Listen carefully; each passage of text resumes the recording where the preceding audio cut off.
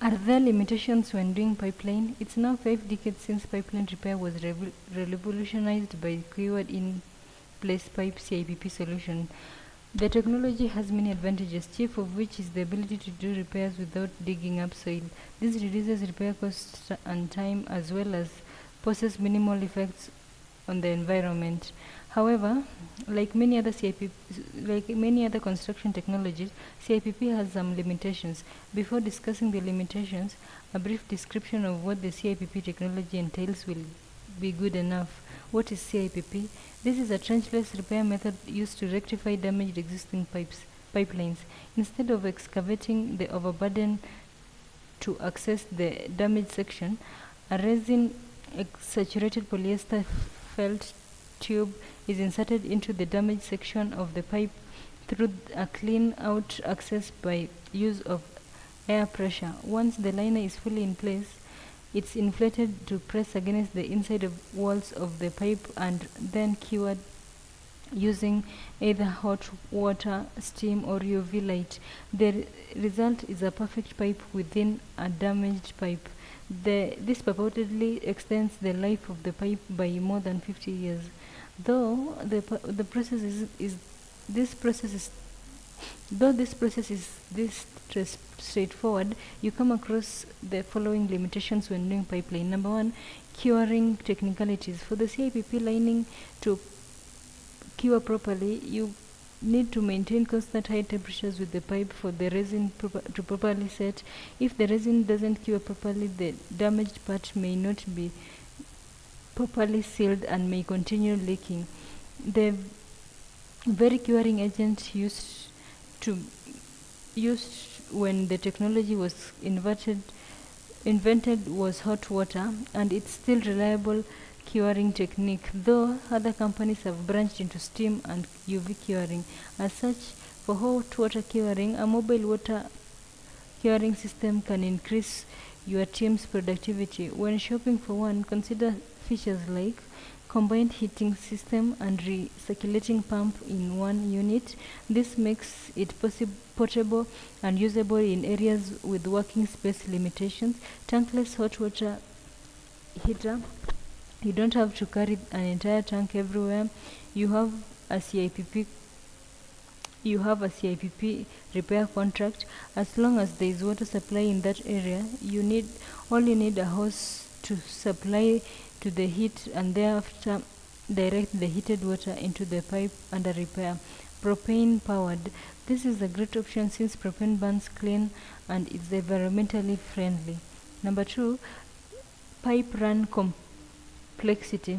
CIPP works best for straight section of pipes with no fittings, bends, and tees. When these are in plenty at the section being repaired, it may be difficult to achieve a constant lining.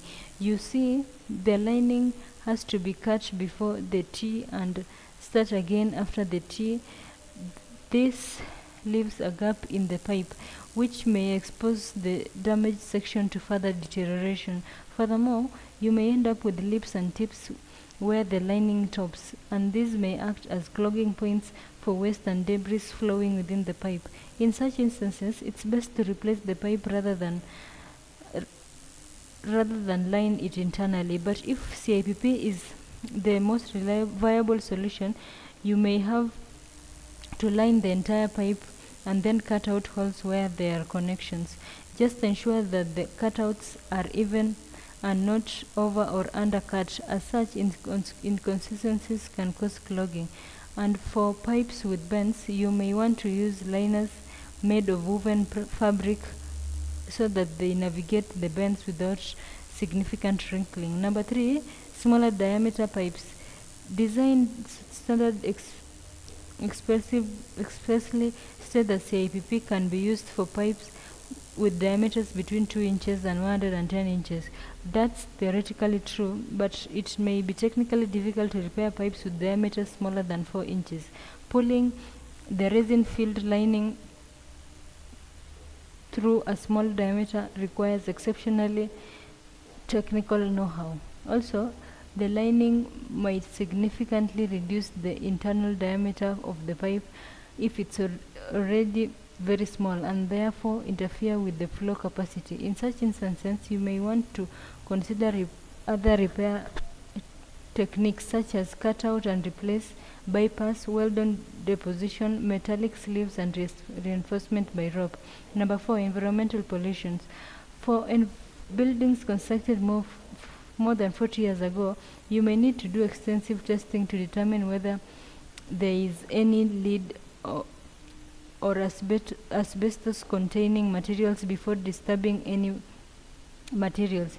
If these are detected, you need to hire the services of a professional asbestos handlers to reduce the risk of poisoning. Also, it's in your best interest to check with the manufacturer how toxic or safe the CIPP resins are before use.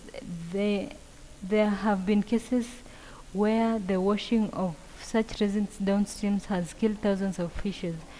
There is also a possibility of the emission of volatile organic compounds during CIPP installation. Inquiring about issues of your installation with the installation CIPP contractor will help a lot in realizing your workforce wellness and consumer safety. In conclusion, CIPP is very useful in repairs, but there are some few limitations you may experience when doing pipeline with this method. Fortunately, there are proven workarounds to these limitations. Where there are no viable solutions, you can opt for other methods of pipeline rehabilitation.